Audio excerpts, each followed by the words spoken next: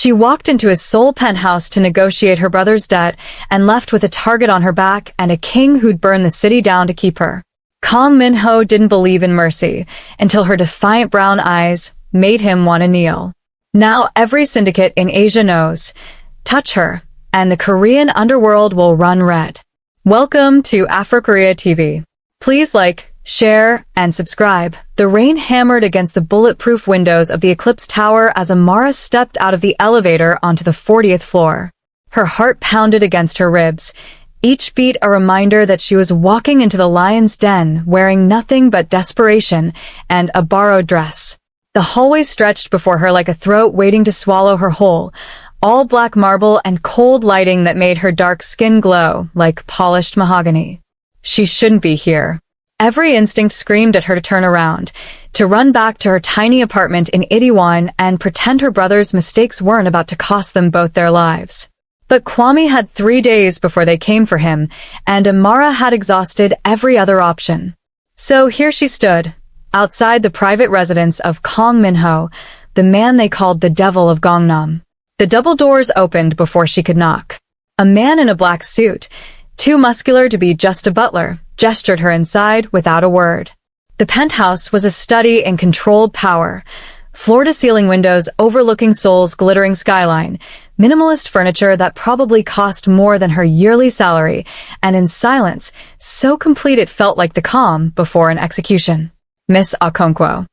The voice came from the shadows near the window, smooth as expensive whiskey and twice as dangerous. You're either very brave or very foolish to come here. Amara's breath caught as he stepped into the light. She'd seen photos, everyone in Seoul's underground had, but they hadn't prepared her for the reality of Kang Min-ho.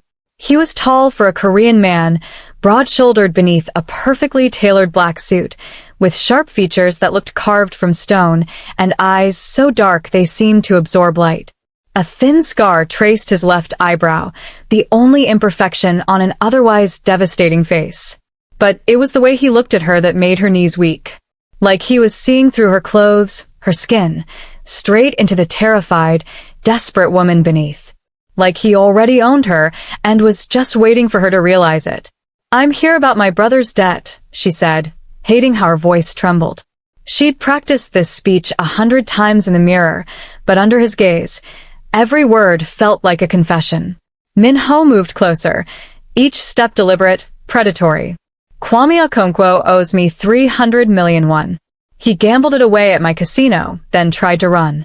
His eyes never left hers. "Tell me, Miss Okonkwo, what makes you think I care about his excuses?" "I'm not here to make excuses." Amara lifted her chin, meeting his stare even as her pulse raced. "I'm here to offer a solution. Let me work off his debt. I'm a financial analyst. I don't need an analyst." He was close enough now that she could smell his cologne, something dark and expensive that made her head spin. "I need an example. Your brother stole from me. In my world, that has consequences." Something hot and defiant flared in Amara's chest, burning through the fear. She'd come too far, survived too much, to let her baby brother die because of one mistake. "Then take it from me instead. Whatever you need. Just leave Kwame alone." The words hung in the air between them, heavy with implications she hadn't fully considered. Min-ho went very still, his eyes darkening to black pools that reflected the city lights behind her. When he spoke, his voice was barely above a whisper. "Careful, Miss Okonkwo. I might take you up on that offer." Something shifted in that moment, something fundamental and irreversible. Amara felt it in her bones, in the sudden electric charge in the air, in the way Min-ho's expression changed from cold calculation to something far more dangerous. Hunger. Possession. A need so raw it should have terrified her.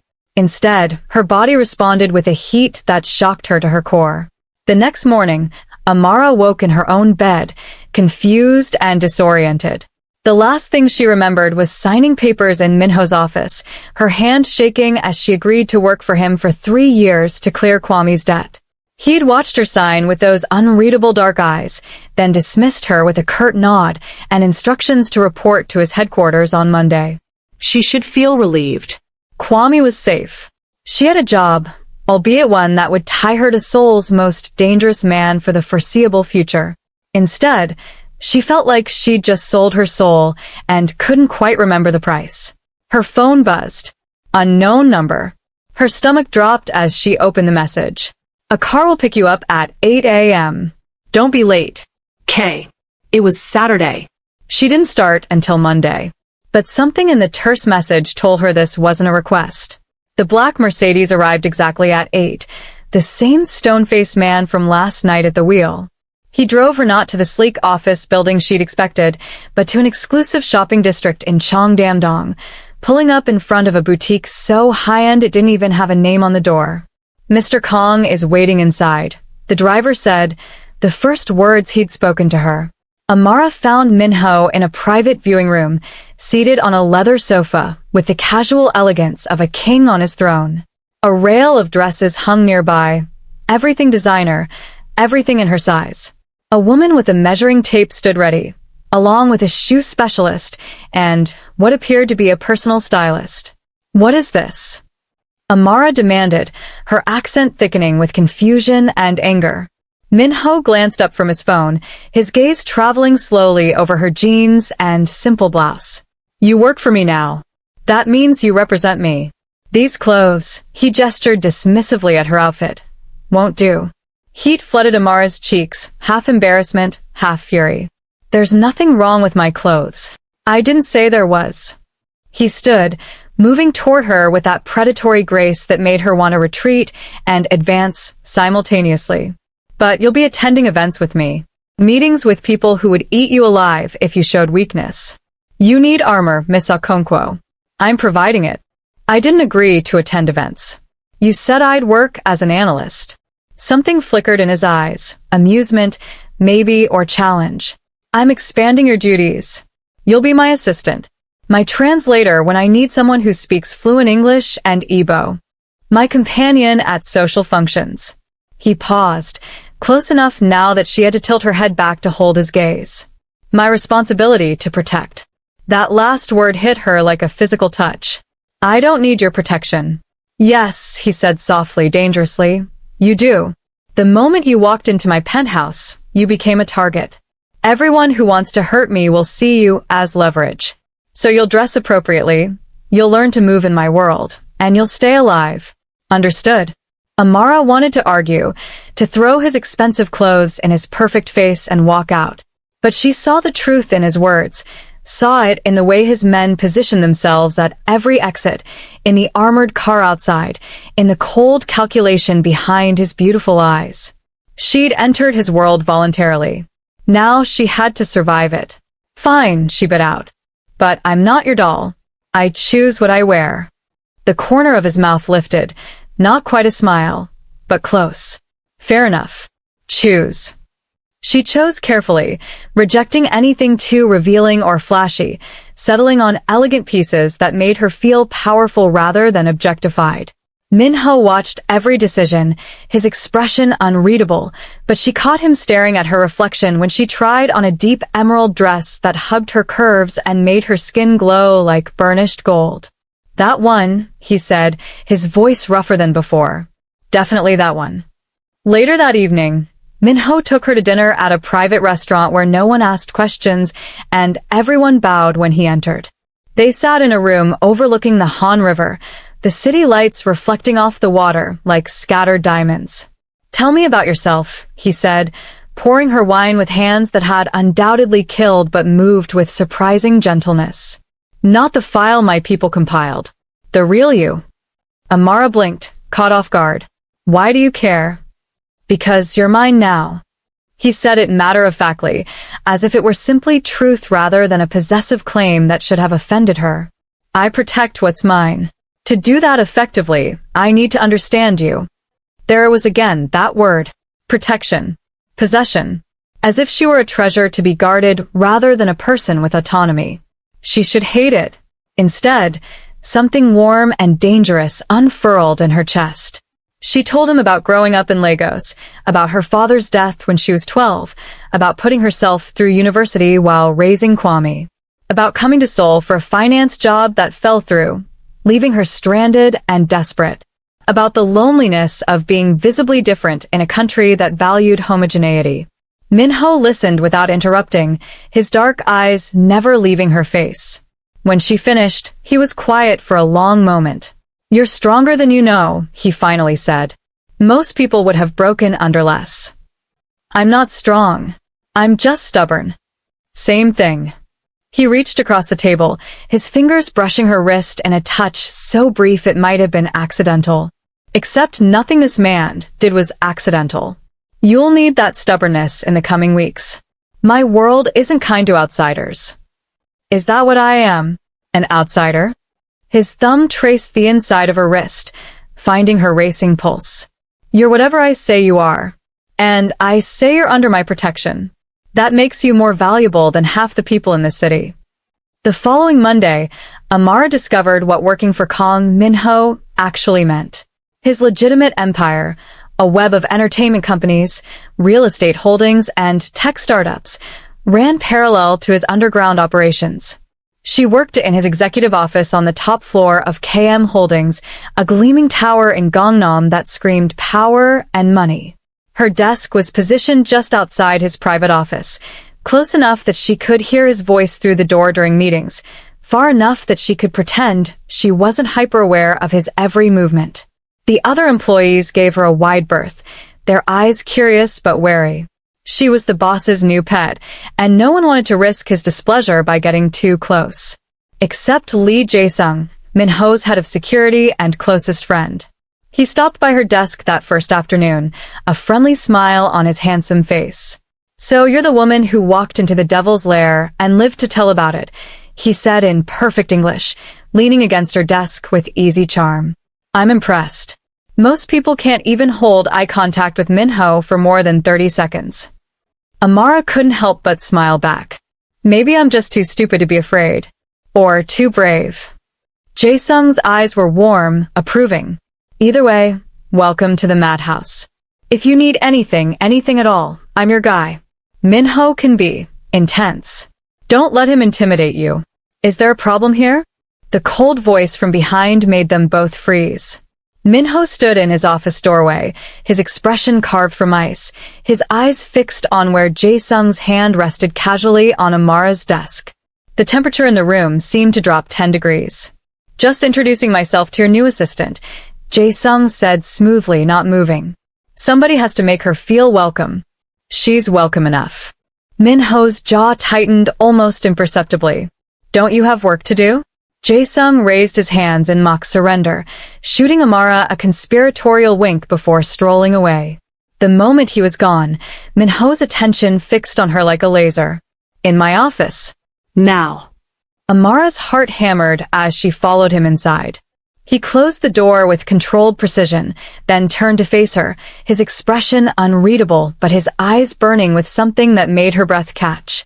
"Let me make something clear," he said quietly, dangerously. "Jae-sung is my brother in everything but blood.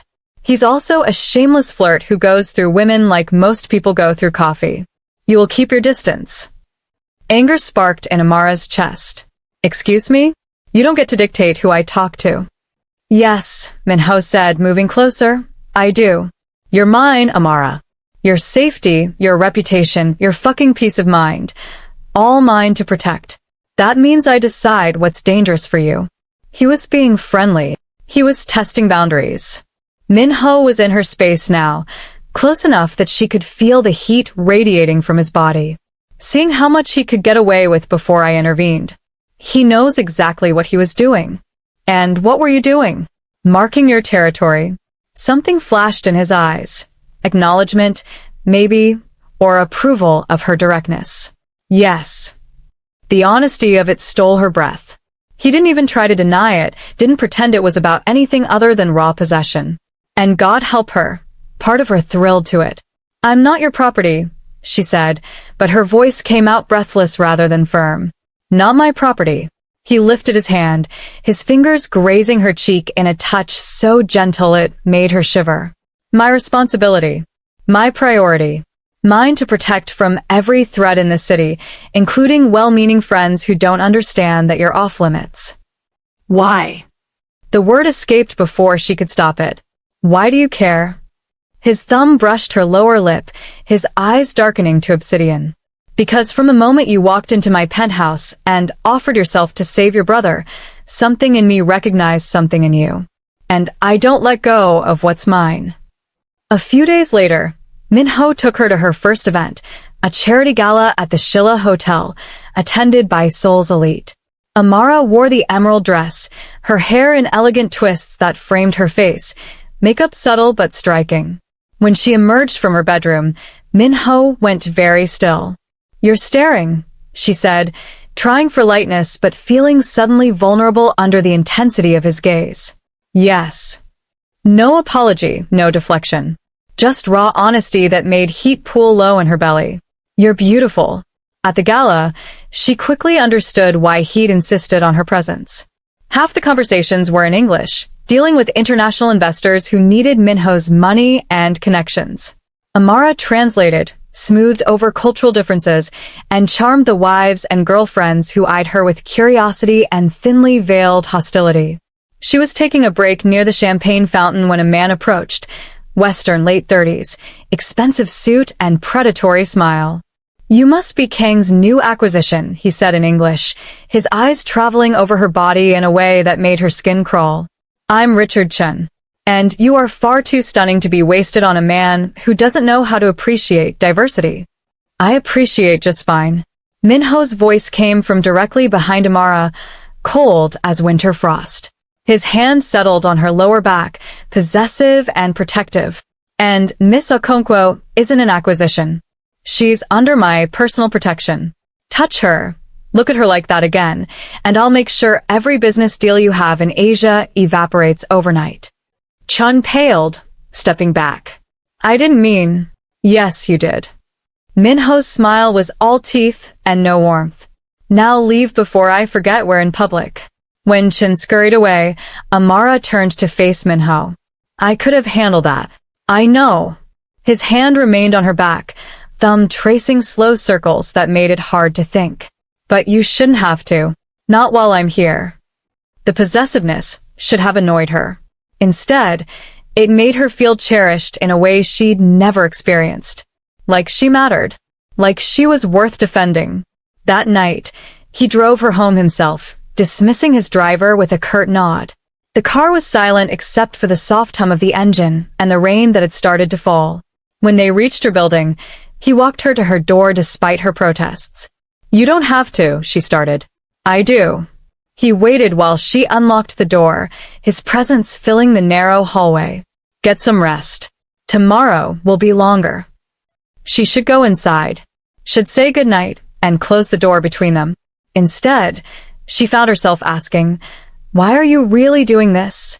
And don't say protection. There's something else.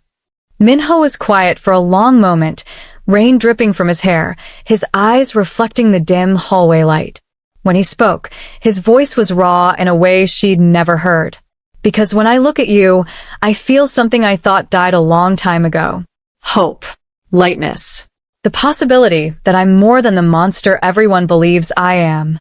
His hand came up, cupping her face with devastating gentleness. You make me want to be better, Amara. And I don't know what to do with that. Then he was gone, leaving her standing in her doorway with her heart racing and the ghost of his touch burning on her skin.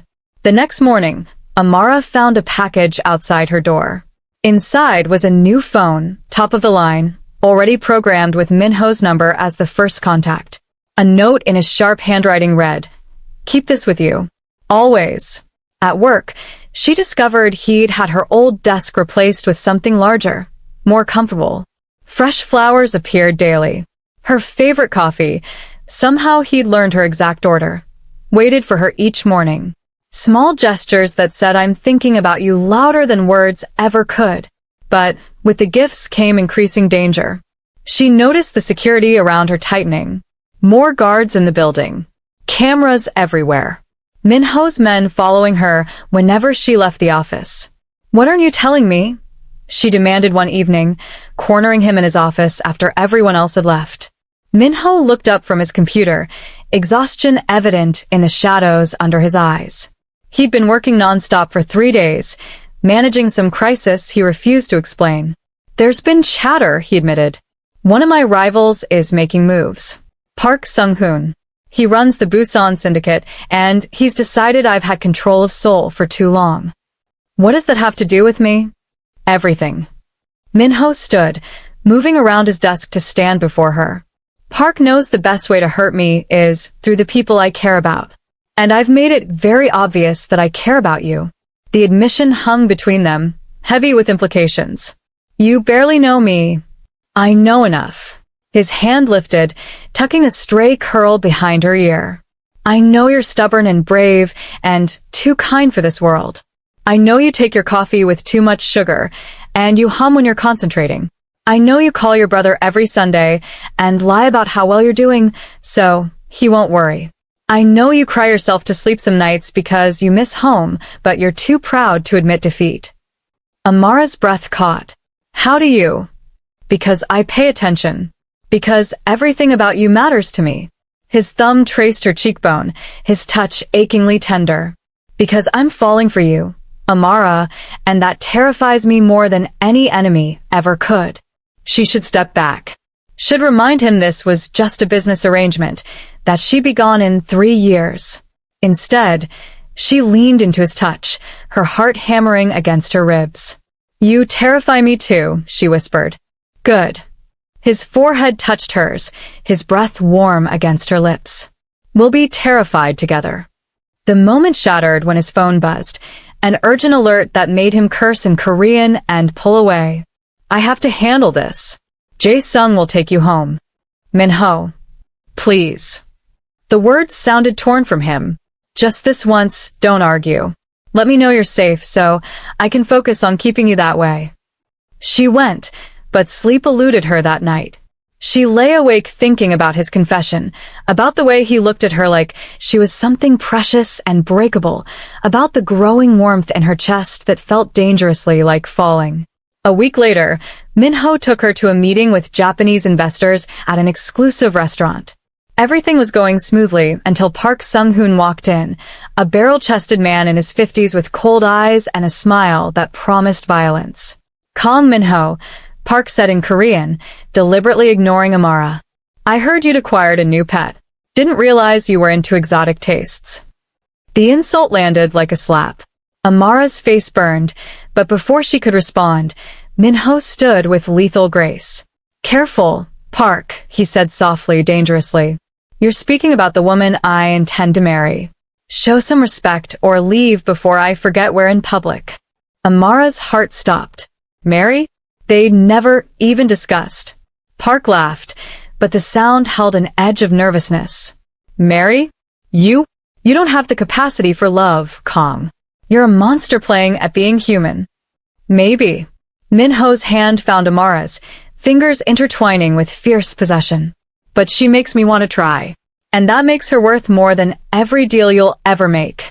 The public claim, the raw honesty, the way he stood there defending her without hesitation, it broke something open inside Amara. Made her realize that somewhere between the threats and protection and small gestures of care, she'd fallen completely for this dangerous, complicated man who looked at her like she was his salvation. That evening, Min-ho took her back to his penthouse. Rain lashed the windows as they stood in his living room, the city lights below painting them in amber and shadow. You said you intend to marry me, Amara said quietly. Did you mean it, or were you just trying to intimidate Park? Min-ho turned to face her, his expression raw and unguarded in a way she'd never seen. I meant it. I know it's insane. I know you have every reason to say no. But I've never wanted anything the way I want you. Not power, not money, not respect. Just you, Amara. Every stubborn, beautiful, infuriating part of you. You're right, she whispered. It is insane. I know. We barely know each other. I know. This could be a disaster. I know. He moved closer, his hands framing her face with heartbreaking gentleness. But I also know that when I'm with you, I'm not the devil of Gangnam. I'm just a man who wants to be worthy of the woman standing in front of him. Tell me you don't feel it too. Tell me I'm alone in this, and I'll let you go. But she couldn't. Because she did feel it, the magnetic pull, the impossible connection, the sense that despite everything logical screaming at her to run, her heart recognized its home in him. "I can't tell you that," she breathed, "because it would be a lie." His kiss was gentle at first, questioning, giving her every chance to pull away. But Amara pressed closer instead, her hands fisting in his shirt, pouring 3 weeks of suppressed longing into the contact. He groaned against her mouth, his control fracturing as he backed her toward his bedroom. What followed was a blur of breathless kisses and whispered promises, of hands learning every curve and angle, of a connection that went beyond physical into something almost spiritual. He was gentle despite his reputation, reverent, like she was something holy he'd been granted permission to worship. "Mine," he breathed against her skin, over and over like a prayer. "Mine, mine, mine." And in that moment, giving herself to him completely, Amara realized she was irrevocably, impossibly his. Amara woke to sunlight streaming through floor-to-ceiling windows and the unsettling realization that she was alone. The sheets beside her were cold, Minho's warmth long gone. Panic seized her chest, irrational but overwhelming. Had last night been a mistake to him? Was he regretting everything they'd shared? She found her clothes scattered across his bedroom floor and dressed quickly, her hands shaking. The penthouse was silent except for the soft hum of the city below. No note, no message, just the echo of his promises in the empty space. Her phone buzzed. "Not Minho, Kwame." "Amara, thank God. I've been trying to reach you all morning. Are you okay? There's rumors going around that you're involved with Kong Minho. Tell me it's not true." The concern in her brother's voice made her throat tight. "It's complicated." "Complicated? Nuna, he's dangerous. People are talking. They're saying you're his mistress, that he owns you. I never meant for this to happen when I—" "Stop." Amara's voice cracked. "Just stop, Kwame. I made my choices. I'm handling it. By sleeping with him?" The accusation hit like a physical blow. "You don't understand." "Then explain it to me. Because from where I'm standing, my sister sold herself to pay my debt and now she's—" Amara hung up, her hands trembling. Was that what people thought? That she was just another transaction in Minho's world? Last night had felt like more, like everything, but in the cold morning light, doubt crept in like poison. She called a car and left before Minho could return, ignoring the security team that tried to follow. She needed space. Needed to think without his overwhelming presence clouding her judgment. By the time she reached her apartment, her phone had 17 missed calls from Minho and a dozen texts ranging from concerned to furious. "Where are you? Answer your phone." "Amara, this isn't safe. Tell me where you are. If you don't respond in 10 minutes, I'm tearing this city apart to find you." She should respond. Should tell him she was fine. Instead, she turned off her phone and crawled into bed, pulling the covers over her head like she could hide from the mess her life had become. She woke to pounding on her door. Urgent, relentless, accompanied by Minho's voice rough with something that sounded like panic. "Amara, open this door right now or I swear to God I'm breaking it down." She stumbled to the door, unlocking it to find Minho looking more disheveled than she'd ever seen him. His tie was loose, his hair messed like he'd been running his hands through it, his eyes wild with worry that shifted to fury the moment he saw her. "What the hell were you thinking?" He pushed inside, slamming the door behind him. "You left without security, turned off your phone, disappeared for 8 hours while Park Sung-hoon has a bounty on your head." "Bounty?" Amara's stomach dropped. "What are you talking about?" "He put out word this morning. 500 million won to anyone who brings him Kong Minho's woman. Alive preferably, but he's not picky." Minho's hands fisted at his sides like he was physically restraining himself from shaking her. "So, when you vanished without a trace, I thought," his voice broke. "I thought I'd lost you." The raw fear in his expression cracked something open in her chest. "I'm sorry. I just needed to think." "About what?" He moved closer, his eyes searching her face desperately. "About last night? About us? Because if you regret it if I push too fast." "My brother called." The words tumbled out. He's heard the rumors. Everyone thinks I'm your prostitute, Minho. That I sold myself to clear his debt. So what? The question came out sharp. You know the truth. I know the truth. Their opinions are irrelevant. Not to me. Amara's voice rose. Not when it's my reputation, my dignity. I'm not just some possession you can claim and everyone else can gossip about. You're right. Minho grabbed her shoulders, forcing her to meet his eyes. You're not a possession. You're the woman I love. The woman I want to spend my life with. The woman I would burn this entire city down for. His grip gentled, thumb stroking her collarbones. But you're also the woman who's in danger because of me. Because I was selfish enough to want you despite knowing what it would cost. What are you saying? His jaw clenched, agony flickering across his features. I'm saying if you want to leave, I'll let you go. I'll pay off the rest of your brother's debt, set you both up somewhere safe. Somewhere Park can't reach you. I'll protect you from a distance and never contact you again. The offer should have felt like freedom. Instead, it felt like her heart being ripped from her chest. Is that what you want? What I want? Minho laughed bitterly.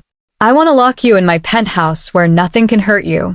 I want to marry you tomorrow and spend the rest of my life proving I'm worthy of you. I want to wake up every morning with you in my arms and fall asleep every night knowing you're mine. His forehead touched hers, his breath ragged. But what I want doesn't matter if it destroys you. So tell me, Amara. What do you want? The question hung between them, heavy with consequences. Amara closed her eyes, thinking about the past weeks. The fear, yes, but also the way Minho looked at her like she was his entire world. The protection that felt less like a cage and more like being cherished. The small gestures of care that said you matter louder than words ever could. I want you, she whispered. God help me. I want you even though it's insane. Even though we're from different worlds, and this might end in disaster. I want you, Minho. The kiss was desperate, consuming, full of relief and renewed promise. He backed her toward the bedroom, hands trembling as they rediscovered every curve he'd memorized the night before. Never leave like that again. He breathed against her throat. You terrified me. I'm sorry. Her fingers tangled in his hair, pulling him closer. I'm sorry. Show me. His voice dropped to gravel. Show me you're mine. And she did, losing herself in him completely, in the way he touched her like she was precious and breakable and strong all at once. In the promises he whispered in Korean and English, words of devotion and possession that should have scared her, but only made her feel more completely seen. Afterward, wrapped in his arms with her head on his chest, she asked the question that had been haunting her. What happens now? With Park? Minho's arms tightened around her. Now I end this. I've been trying to handle it quietly, avoid a war. But he came after you. That changes everything. Don't kill anyone because of me. I won't kill anyone who doesn't deserve it. His lips brushed her temple. But I will make it very clear that you're untouchable. That hurting you means starting a war he can't win. The next day, Minho called a meeting of Seoul's major players. Amara watched from the security of his office as men in expensive suits filed into the conference room, gang bosses, corporate executives, politicians who claimed legitimacy but had blood on their hands. Jae-sung stood beside her, arms crossed. You know what he's doing, right? Starting a war? Preventing one. Jae-sung's expression was grim. By making it clear that touching you is suicide. He's putting his reputation, his empire, everything on the line for you. Through the glass, Amara watched Minho stand at the head of the table, every inch the devil of Gangnam. When he spoke, his voice carried even through the soundproofing. Let me be clear about something. Amara Okonkwo is under my protection. She's not leverage, not a weakness, not a target. She's the woman I intend to marry, which makes her family. And anyone who threatens my family will learn exactly why they call me the devil. Park Sung-hoon leaned back in his chair, smirking. Big words, Kong. But we all know you've gone soft. Love makes men weak. Does it? Minho's smile was all teeth. Then you won't mind if I demonstrate what my particular weakness looks like. He nodded to Jae-sung, who pulled up a screen showing financial records, shipping manifests, recorded phone calls. Evidence of Park's illegal operations, his dealings with North Korean smugglers, his tax evasion, everything neatly documented and ready to be delivered to prosecutors. I've been collecting this for 6 months, Min-ho said calmly. Insurance in case you ever push too far. Touch Amara, and every file goes public. Your empire collapses overnight. Your associates will tear you apart to save themselves. And I'll make sure you live long enough to watch it all burn. Park's face went white. You're bluffing. Try me. Min-ho leaned forward, his eyes black ice. But know this, I don't bluff. I don't make empty threats. And I never, ever lose when it comes to protecting what's mine. The meeting ended with Park backing down, the bounty withdrawn. But Amara knew it wasn't over. Men like Park didn't accept humiliation quietly. That evening, Min-ho took her to dinner at the same private restaurant where they'd first talked. But this time felt different, charged with an intimacy that came from truly knowing someone, from having already surrendered to the impossible pull between them. Move in with me, he said over wine, his eyes steady on hers. Officially. Not as my assistant or my responsibility, but as my partner. My equal. Your penthouse is too big, Amara said, but her heart was racing. So we'll fill it. His hand found hers across the table, fingers intertwining. With laughter and arguments and lazy Sunday mornings. With whatever life we build together. People talk. Let them. He raised her hand to his lips, pressing a kiss to her knuckles. I don't care about their opinions. I only care about you. Amara wanted to say yes. Wanted to leap into this impossible, dangerous love with both feet. But fear held her back. Fear of losing herself, of becoming just an appendage to his world, of waking up one day and not recognizing the woman in the mirror. As if reading her mind, Min-ho said quietly, I don't want to own you, Amara. I want to stand beside you. I want to build an empire where you're not just protected but powerful in your own right. I want... He paused, vulnerability flickering across his features. I want to be worthy of you, and I'll spend every day proving it if you'll let me. Yes. The word escaped before she could overthink it. Yes, I'll move in with you. His smile transformed his face, made him look younger, lighter, like the weight he carried had temporarily lifted. You won't regret it.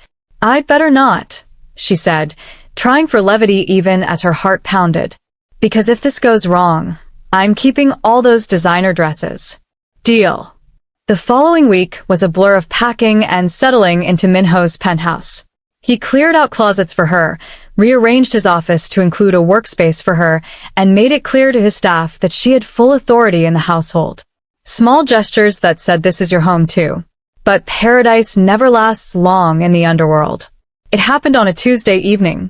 Amara was leaving a late meeting in Gangnam, her security detail flanking her as she headed to the car. She never saw the van until it was too late, black, unmarked, screeching to a stop as armed men poured out. The first shot dropped one of her guards. The second sent pedestrian screaming. Before she could run, rough hands grabbed her, a cloth pressed over her mouth filling her lungs with sickly sweet chemicals. The last thing she heard before darkness claimed her was Min-ho's name being screamed into a phone. Amara woke to concrete walls and the smell of mildew. Her head pounded, her mouth tasted like copper, and when she tried to move, she discovered her hands were zip-tied behind her back. Panic clawed at her throat as memories flooded back. The attack, the men, the certainty that she was going to die. Ah, you're awake. Park Sung-hoon stepped into view, his smile pleasant, as if they were meeting for tea. Good. I was worried we'd used too much sedative. Hard to send a message with a corpse. Min-ho will kill you for this, Amara said, proud that her voice didn't shake. Will he? Park crouched in front of her, his breath reeking of expensive scotch. Or will he realize you're not worth starting a war over? That's what I'm betting on. That when it comes down to it, Kang Min-ho values his empire more than some foreign woman he's been fucking for a few weeks. You don't know him, don't I? Park's hand shot out, gripping her jaw roughly. I know he's never cared about anything except power. This whole devoted lover act? It's just that, an act. And once he realizes keeping you alive costs more than you're worth, he'll cut his losses. Amara wanted to believe he was wrong. Wanted to cling to Minho's promises and declarations of love. But doubt whispered poison in her ear. What if this was too much? What if she really was more trouble than she was worth? Meanwhile, across the city, Minho stood in his office surrounded by screens showing every security camera in Seoul. His men worked frantically, tracing phone signals and tracking the van. Jae-sung had never seen his friend like this, utterly calm on the surface, but with eyes that promised apocalyptic violence. We've narrowed it to 3 locations, Jae-sung reported. Warehouses Park owns in Incheon. But if we hit the wrong one, we hit all 3 simultaneously. Minho's voice was ice. I want 50 men on each location. Anyone who resists dies. Anyone who surrenders gets one chance to tell me where she is before I kill them anyway. Minho, if we do this, it's all-out war. Park won't back down. Good. Minho finally looked up, and Jae-sung actually took a step back from what he saw in those eyes. I want him to fight back. I want him to give me an excuse to erase his entire bloodline from existence. Because he took her, Jae. He took the only thing in this goddamn world that matters to me. Within the hour, 3 tactical teams hit Park's warehouses. The first 2 were empty. The 3rd erupted into a firefight that would make headlines for weeks. Minho led the assault personally, moving through the building with lethal precision. Every man who stood between him and Amara fell, not killed unless necessary, but incapacitated without mercy. He was a force of nature, unstoppable and terrifying in his focus. He found her in a storage room, bruised but alive, her eyes widening when he burst through the door covered in other men's blood. Minho. He cut her bonds with a knife, pulling her into his arms with shaking hands. Are you hurt? Did he touch you? I swear to God if he... I'm okay. Her hands cupped his face, forcing him to meet her eyes. I'm okay. You found me. Always. He kissed her forehead, her cheeks, her lips, like he needed to prove she was real. I will always find you. Always protect you. Even if it costs me everything. The sound of sirens approaching made him pull back. We need to go. Now. He carried her through the warehouse, past unconscious bodies and shocked police officers who conveniently didn't see Seoul's most powerful man fleeing a crime scene with a woman in his arms. By the time they reached his car, Amara was shaking with delayed shock. He said you wouldn't come, she whispered as they drove away. That I wasn't worth a war. Minho's hand found hers, gripping tight enough to bruise. You're worth burning the world down for. Don't ever doubt that. Back at the penthouse, he refused to let her out of his sight. He tended her bruises himself, ran her a bath, and sat beside the tub fully clothed just to be near her. When she finally crawled into bed, he held her like she might disappear if he loosened his grip. I thought I'd lost you, he confessed into the darkness. For 6 hours, I thought I'd failed to protect you, that I'd dragged you into my world and gotten you killed. It nearly destroyed me. Amara turned in his arms, studying his face in the dim light. She'd never seen him so raw, so vulnerable. But you didn't fail. You saved me. This time. His jaw clenched. But what about next time? What about all the enemies I've made? All the people who'll see hurting you as the perfect revenge? So, what are you saying? That we should end this. No. The word came out fierce, almost violent. I'm saying I'm marrying you as soon as legally possible. I'm saying you're getting bodyguards trained by the best in the world. I'm saying anyone who even looks at you wrong will learn to regret it. His hand cupped her face with heartbreaking gentleness. I'm saying I love you too much to let you go, even if the smart thing would be to set you free.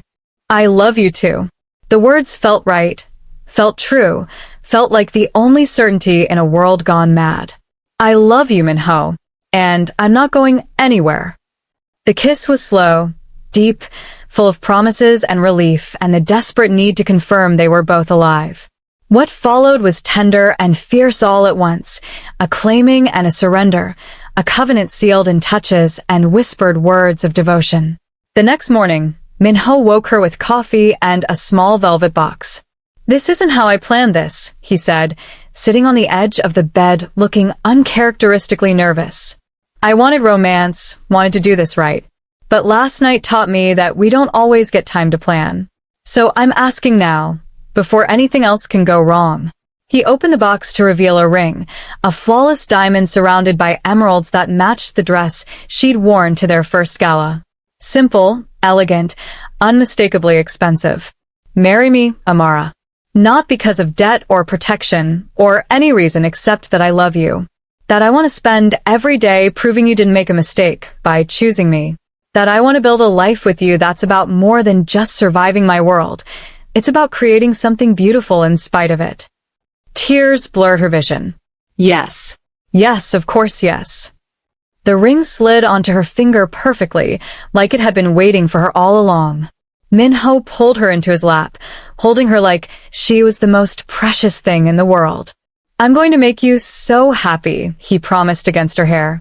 "I'm going to give you everything. Safety, love, a home where you never have to be afraid." "I just need you," she whispered back. "Everything else is just bonus." But first, they had to deal with Park. The attack had been an act of war, and Minho's response had to be decisive. He called another meeting, but this time the message was different. Amara insisted on attending, wearing a stunning black dress and her new engagement ring like armor. She sat beside Minho at the head of the table, his hand possessively on her thigh, his message clear. "She's mine. She's staying, and she's not hiding." "Park Sung-hoon attempted to kidnap and potentially kill my fiancé," Minho said calmly, though his eyes promised murder. "This is unacceptable. I'm offering him two options: retire immediately, liquidate his sole operations and never return, or I dismantle his empire piece by piece and make sure everyone knows why." Park sat at the far end of the table, bruised and diminished. The attack had cost him men, money, and reputation. "And if I refuse both, then we go to war. And I promise you, Park, I've been holding back out of respect for the old ways. But you touched her. You made this personal. So if you want war, I'll show you what the devil of Gangnam looks like when he stops pretending to be civilized." The room was silent, every man present aware they were witnessing a turning point. Finally, Park nodded, defeated. "I'll retire. But this isn't over, Kong. Someday you'll be dead and forgotten," Minho interrupted. "While I'll still be here with the woman I love. That's the difference between us. You see power as the goal.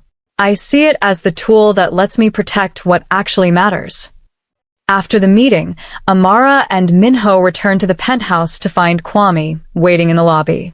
Her brother looked haggard, guilty, desperate. "Nuna, I'm so sorry. When I heard what happened," his voice broke. "This is all my fault. If I hadn't been so stupid, so selfish." "Stop." Amara hugged him, feeling him shake with suppressed sobs. "You made a mistake. But Minho and we chose each other. Everything that's happened since, good and bad, we chose it." Kwame pulled back, looking at Minho warily. "You really love her? This isn't just." "I love her more than my own life," Minho said simply. "Your sister is the best thing that's ever happened to me. And I promise you, on everything I hold sacred, I will spend every day proving I'm worthy of her." Later that week, Minho proved his promise in unexpected ways. He used his connections to get Kwame enrolled in a top engineering program, paid in full. He set up a trust fund for Amara's mother back in Lagos. He created a position for Amara in his legitimate businesses, VP of International Relations, with real power and autonomy. "You don't have to do all this," Amara said, overwhelmed by his generosity. "Yes, I do." He pulled her into his arms, kissing her forehead. "Because your family is my family now. Your dreams are my dreams. Your happiness is my only real goal." They set a wedding date, 3 months away, long enough to plan but short enough that Minho's impatience didn't drive them both crazy. The engagement period was a blur of venue tastings, dress fittings, and the slow work of integrating their lives. But it wasn't all smooth. There were arguments about security. Amara hated being followed everywhere. About work, Minho was absurdly jealous when male colleagues talked to her about the fundamental differences in their worlds. But they worked through each conflict, learning to communicate, to compromise, to trust. One night, 6 weeks before the wedding, Amara found Minho on the penthouse balcony, staring out at the city he controlled. "What are you thinking about?" she asked, wrapping her arms around him from behind. "About how different my life was before you."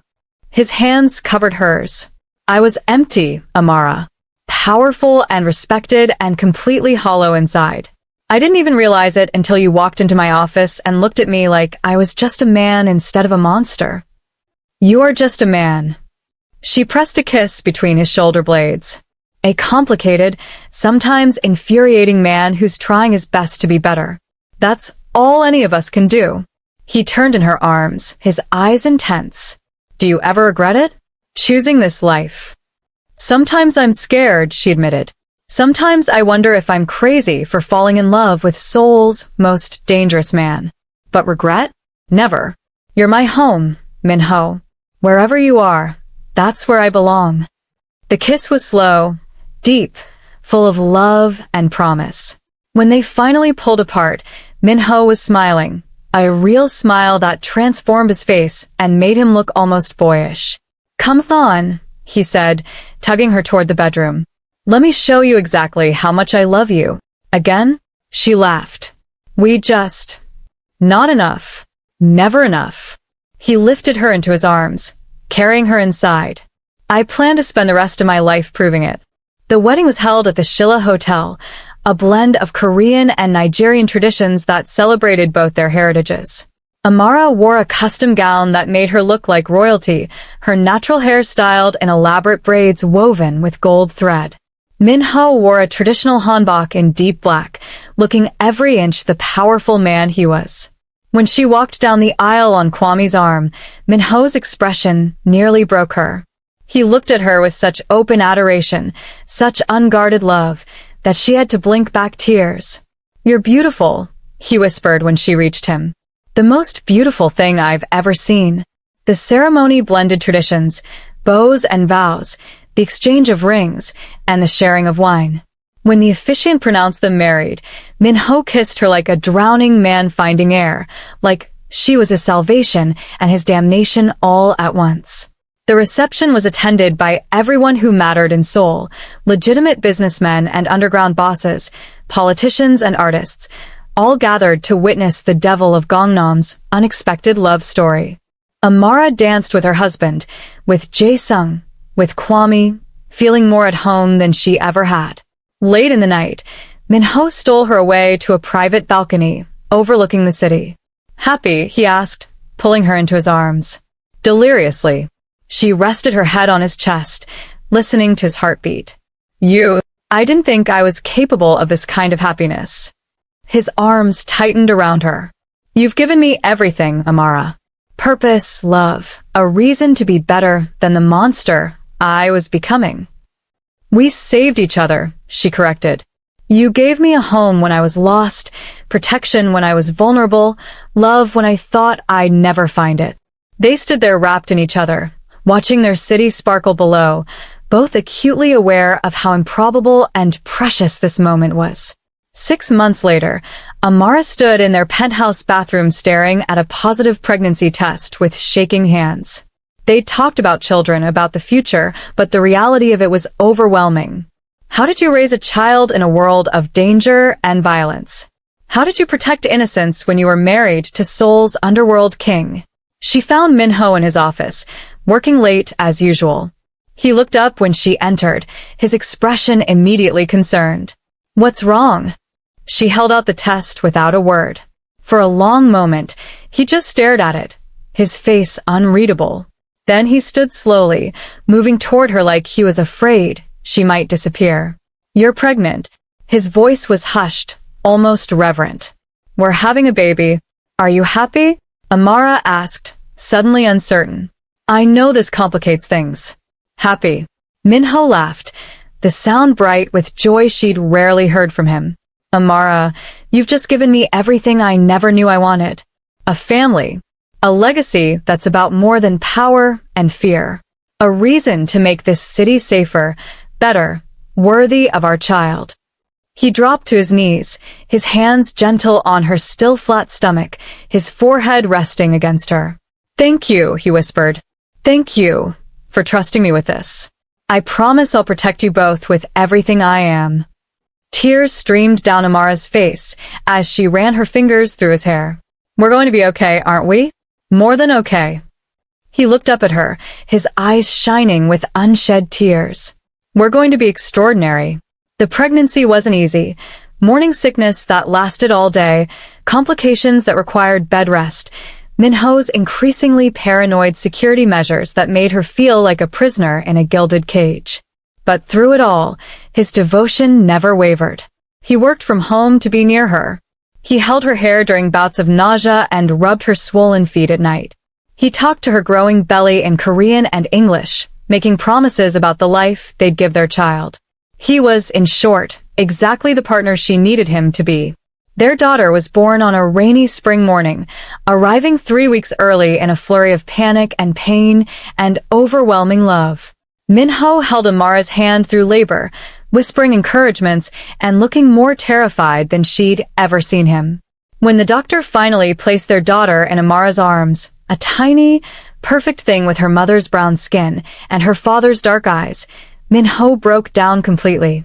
He pressed his face against Amara's shoulder and wept, his body shaking with the force of emotions he usually kept locked away. She's perfect, he managed. You're both perfect. I don't deserve this. Don't deserve you. Yes, you do. Amara kissed his tear-stained face. You've earned every bit of this happiness, Minho. You've worked so hard to be better, to build something good. Our daughter is proof that love really can transform even the darkest heart. They named her Jiwon Kechi Kong, Jiwon meaning precious in Korean, and Kechi meaning what God has given in Igbo. A perfect blend of both their worlds, both their heritages. That night, with Jiwon sleeping peacefully in the hospital bassinet and Amara dozing in bed, Minho stood at the window watching the city lights. Jae-sung found him there, a smile on his face. How does it feel to be a father? Terrifying. Overwhelming. Minho glanced at his daughter, his expression softening impossibly. Like I've been given something so precious I don't know how to protect it. Like one small person just became my entire world. You'll figure it out. You always do. Jae-sung clapped his shoulder. And for what it's worth, I've never seen you happier. Amara's been good for you. She's been my salvation. Minho's voice was quiet but certain. 2 years ago, I was a monster who cared about nothing but power. Now I'm a husband and a father who'd give up everything for the 2 people sleeping in that room. She didn't just save me, Jae. She gave me a reason to save myself. They brought Jiwon home to a penthouse transformed, a nursery decorated in soft yellows and whites, every safety measure imaginable installed, a team of nannies and nurses on standby. But despite the help available, Minho insisted on being hands-on. Amara would wake in the night to find him walking Jiwon around the living room, singing Korean lullabies in his gravelly voice, looking at their daughter like she was the 8th wonder of the world. He changed diapers without complaint, learned to prepare bottles with military precision, and melted completely whenever Jiwon wrapped her tiny fingers around his. Who are you, and what did you do with the devil of Gangnam? Amara teased one morning, finding him covered in spit-up but smiling. He's still here, Minho assured her, pressing a kiss to her temple. But he's learned that real power isn't about fear or control. It's about protecting the people you love so fiercely that nothing can ever hurt them. As Jiwon grew from infant to toddler, the Kong household evolved. Minho gradually transitioned his business to more legitimate ventures, using his underground connections to facilitate deals but stepping back from the violence and danger that had defined his early years. He wanted to be around for his daughter, wanted to be a father she could be proud of rather than fear. Amara thrived in her role at KM Holdings, becoming a respected voice in international business. She used her position to create scholarships for foreign students in Korea, to promote diversity in Korean corporations, to build bridges between cultures. She became known in her own right, not just as Kang Min-ho's wife, but as a force for positive change. Their love deepened over time, growing from that initial explosive passion into something richer and more stable. They still fought about his overprotectiveness, about her tendency to take on too much, about the everyday stresses of balancing careers and parenthood. But they always came back to each other, always remembered that they'd chosen this life together. 5 years after Ji-won's birth, on their anniversary, Min-ho surprised Amara with a trip back to Lagos. They traveled with Ji-won and a security detail, visiting Amara's mother and showing their daughter the country of her maternal heritage. Standing in the market where Amara used to shop as a child, watching Ji-won's eyes go wide at the vibrant fabrics and loud bargaining, Min-ho pulled Amara close. "Thank you," he said softly. "For what?" "For saying yes when any reasonable person would have run. For seeing the man beneath the monster. For giving me a family I never thought I deserved." He turned her in his arms, his eyes intense. "For loving me when I barely knew how to love myself. I'd do it all again," Amara said, meaning every word. "Every scary moment, every challenge, every time I thought this couldn't possibly work. Because it brought me here, to this life with you and Ji-won. To this impossible, beautiful family we've built." They kissed as the Lagos sun set behind them, their daughter playing at their feet, both acutely aware of how far they'd come from that rainy night when a desperate woman walked into a devil's penthouse and changed both their lives forever. The devil of Gangnam had found his salvation in an African queen who refused to be afraid. And together, they'd built an empire of love that proved stronger than any kingdom of fear ever could. 7 years into their marriage, the Kang family had expanded in ways neither Min-ho nor Amara could have predicted. Ji-won now had a younger brother, Taeyong Daniel, a rambunctious 4-year-old who had inherited his father's intensity and his mother's stubbornness in equal measure. The penthouse had evolved from a bachelor's sleek domain into an actual home, toys scattered across expensive rugs, children's artwork displayed alongside priceless paintings, laughter echoing through rooms that once knew only silence. Min-ho had purchased the floor below and converted it into additional living space, creating a true family residence that blended luxury with livability. But peace, as Amara had learned, was always temporary in their world. It started with whispers, rumors that a new player was moving into Seoul, someone with connections to international cartels and ambitions that threatened the careful balance Min-ho had maintained. Someone who saw the devil of Gangnam's domestic bliss as weakness to exploit. Amara noticed the change in her husband immediately. The extra security meetings, the late-night phone calls conducted in rapid Korean, the tension that crept back into his shoulders after years of relative relaxation. "Talk to me," she said one evening after the children were in bed. "What's happening?" Min-ho stood at their bedroom window, the same spot where he'd stood so many times before, watching over a city. But now his expression held a weariness that made Amara's chest ache. "His name is Viktor Kozlov, Russian mob, trying to establish a foothold in Asia.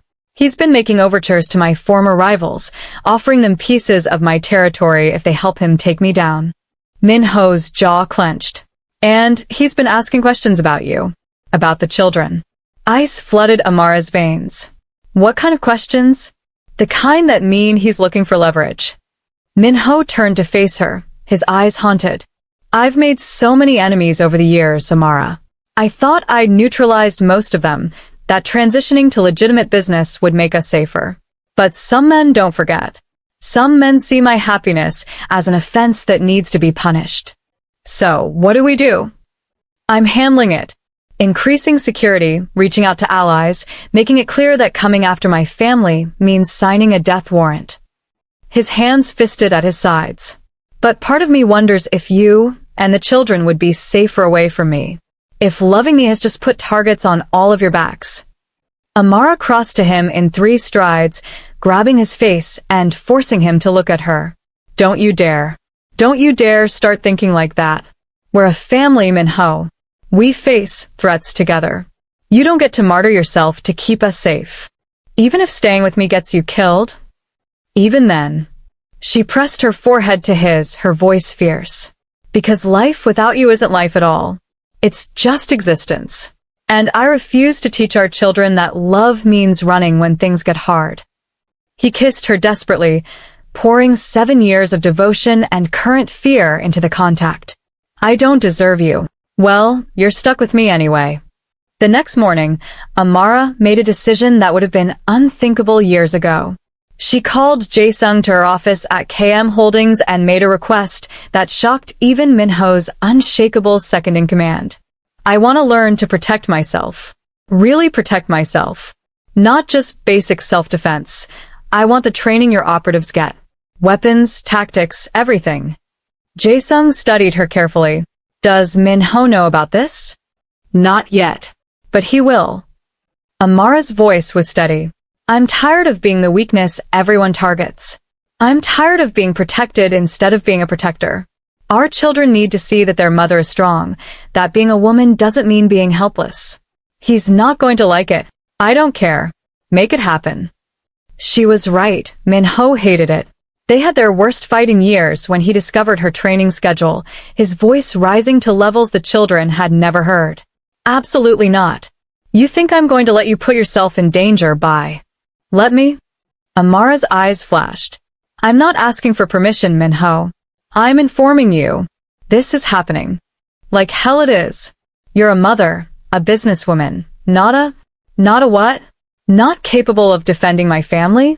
Not strong enough to stand beside you instead of behind you. She stepped closer, her voice dropping to something dangerous. I walked into your world 7 years ago with nothing but courage and stubbornness. Don't you dare underestimate me now. The argument ended with Minho storming out, but by the next morning he'd calmed enough to discuss it rationally. They reached a compromise. She'd train, but with his best instructors and under controlled conditions. He couldn't stop her from becoming stronger, but he'd damn sure make certain she did it safely. Over the next 6 months, Amara transformed. She learned Krav Maga and tactical shooting, studied threat assessment, and evasive driving. Her instructors were amazed at her natural aptitude, her fierce determination to master every skill. Minho watched her progress with pride and terror in equal measure, simultaneously turned on by her competence and terrified of what it meant. You're magnificent, he told her one night after watching her disarm an instructor twice her size during a training session. And absolutely terrifying. Good. Amara kissed him, still breathing hard from exertion. Now maybe people will think twice before using me as leverage against you.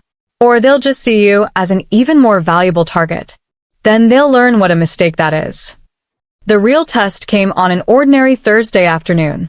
Amara was picking up Ji-won from piano lessons, Taeyong already secured in his car seat, when 3 vehicles boxed in their SUV in the parking garage.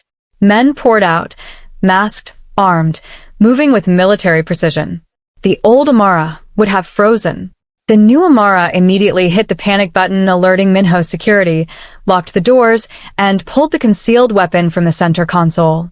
Ji-won, Taeyong, get down on the floor right now, she said calmly, her voice steady despite her racing heart. Close your eyes and don't move until I say. The men tried the doors, then started working on the bulletproof windows with tools. Amara calculated angles, exits, timing. When the first window cracked, she didn't panic. She aimed through the fracture and fired a warning shot that sent the men scrambling back. Next one goes through your kneecap, she shouted. I'm armed, trained, and the wife of Kang Minho.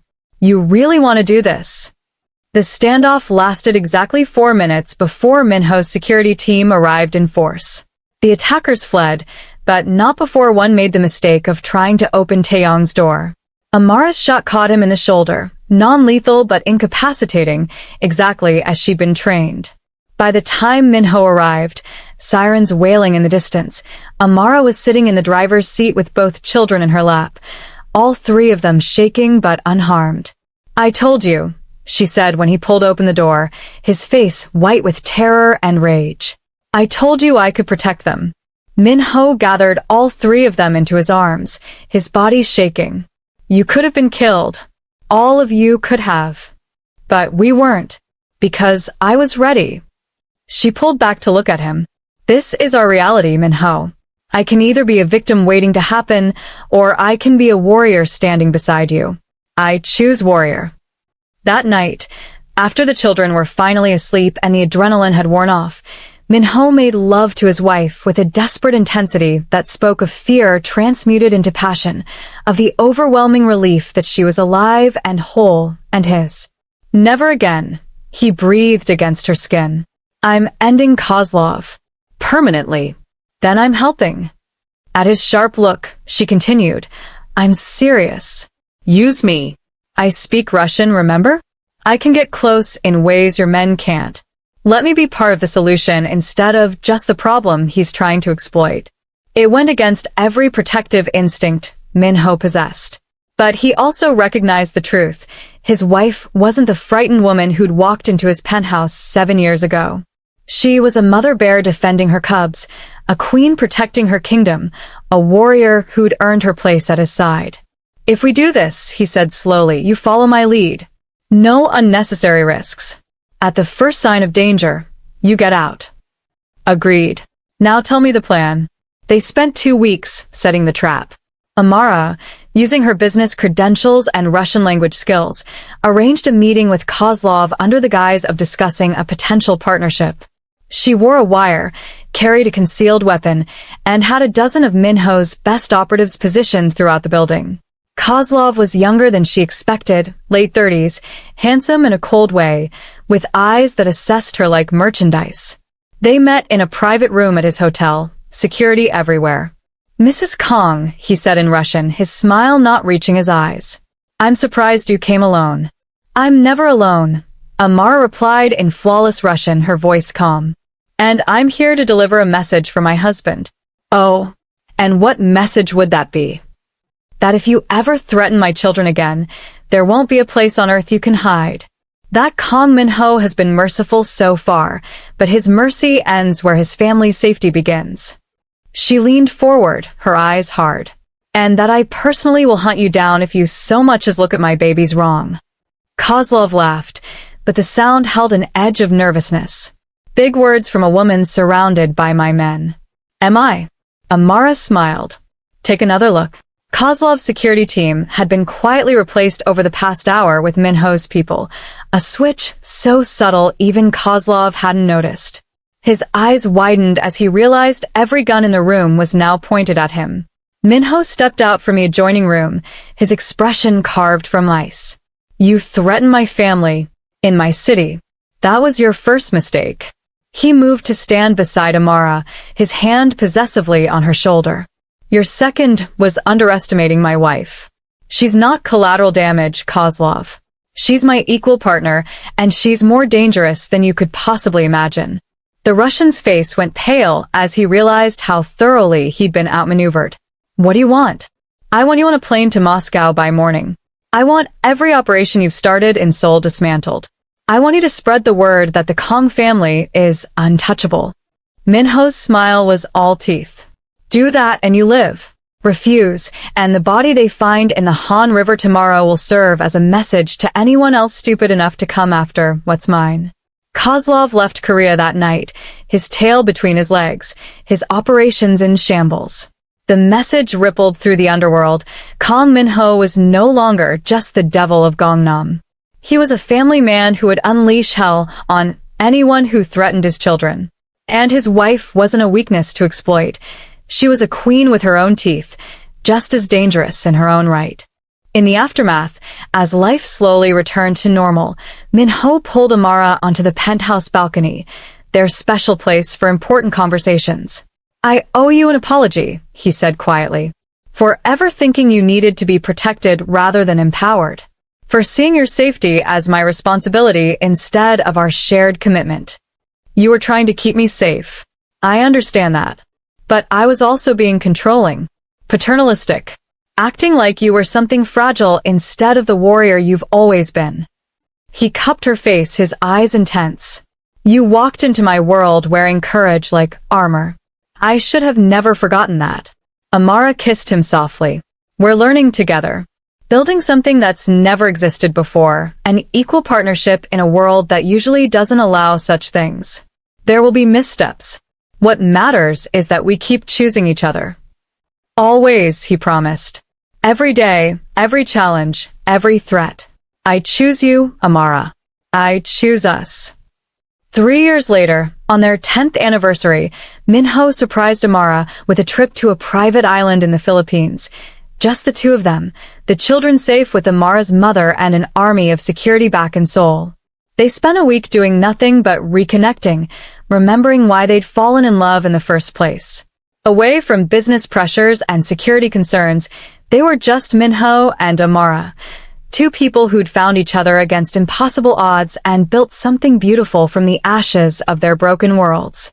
On their last night, lying on the beach under a canopy of stars, Minho pulled something from his pocket, a small leather journal. I've been keeping this since the night we met, he admitted. Writing down everything I love about you. Every moment that made me realize I couldn't live without you. I thought maybe, for our anniversary, I'd share some of it. He read to her in the darkness, his voice rough with emotion. About the first time she'd made him laugh. About watching her with Ji-won, seeing the mother she'd become. About the morning he'd woken up and realized he was finally, truly happy. About 1,000 small moments that had woven together into a love story neither of them had expected, but both had chosen every single day. By the time he finished, Amara was crying, happy tears that tasted like salt and joy and overwhelming gratitude. I never knew, she whispered. I never knew you saw me like that. I see you exactly as you are. Magnificent. Fierce. The best decision I ever made. He kissed away her tears. And I plan to spend the rest of my life making sure you never doubt how completely you're loved. They made love on that beach under the stars, a decade of devotion and passion distilled into touches and whispers and the profound intimacy of two souls who'd found their home in each other. When they returned to Seoul, it was to discover that Ji-won had announced to her entire class that when she grew up, she wanted to be, just like Mama, strong and smart and brave enough to love someone even when it's scary. Minho, hearing this secondhand from Ji-won's teacher, looked at his wife with such pride and adoration that Amara's breath caught. You did that, he said softly that night as they watched their children sleep. You showed our daughter what real strength looks like, what real love requires. That's your legacy, Amara, not just surviving in my world, but transforming it into something better. Our legacy, she corrected. Everything we've built, we built together. Standing there in the doorway of their children's room, Minho pulled Amara close, breathing in the scent of her hair, feeling the steady beat of her heart against his chest. 10 years ago, he'd been a monster without a soul. Then an African woman with defiant eyes and impossible courage walked into his life and changed everything. She'd seen the man beneath the devil, loved him when he barely loved himself, and built a family that proved love really could conquer even the darkest past. I love you, he whispered into her hair. More than power, more than empire, more than my own life. You're my everything, Amara. And you're mine, she whispered back. Forever. In the penthouse that had once been a cold showpiece, but was now a warm home filled with laughter and love, the devil of Gangnam and his African queen held each other close. Outside, Seoul glittered with a million lights. Inside, they had everything that mattered. Each other, their children, and a love that had survived every test and emerged stronger. Their story had started with danger and desperation, with a debt and an impossible arrangement. But it had become something far more precious, a testament to the transformative power of love, to the courage required to choose happiness, to the strength found in true partnership. And as they finally headed to bed, hands intertwined, Minho knew with absolute certainty that he'd spend the rest of his life earning the gift she'd given him. Not just her love, but her trust. Her partnership. The family they'd created together. The devil of Gangnam had found his salvation. And it had been worth every moment of darkness to finally find the light. Thank you for listening and watching this dark romance story of Kang Min-ho and Amara Okonkwo, two souls from different worlds who found in each other the courage to love despite danger, to build a family despite fear, and to prove that sometimes the most unlikely love stories become the most powerful legacies. Do not forget to like, share, and subscribe.